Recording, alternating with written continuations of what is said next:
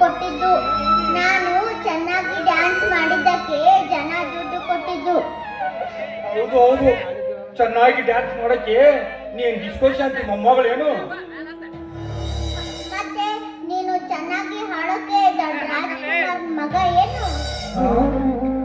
ನೋಡಮ್ಮ ರಾಣಿ, ನಾನು ಚೆನ್ನಾಗಿ ಹಾಡಿದ್ದಕ್ಕೂ ಅಲ್ಲ, ನೀನು ಡ್ಯಾನ್ಸ್ ಮಾಡಿದ್ದಕ್ಕೂ ಅಲ್ಲ, ಈ ಹುಚ್ಚ ಗಂಡನ ಕುರುಡ ಹೆಂಡತಿ ಕೈ ಒಟ್ಟಿ ಬೇಡದನ್ನ ಕಂಡು ಪಟ್ರು ಅಂತ ಕಾಣುತ್ತೆ.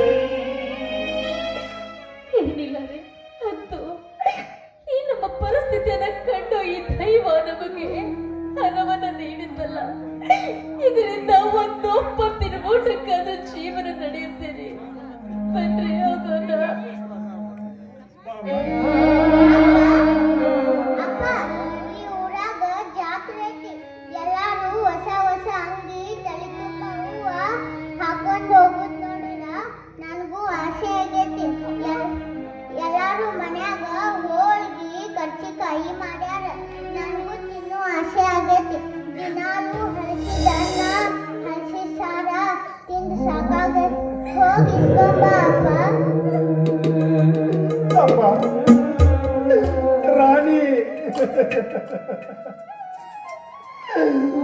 ಒಂದು ಹತ್ತಿನ ತುತ್ತಿಗೆ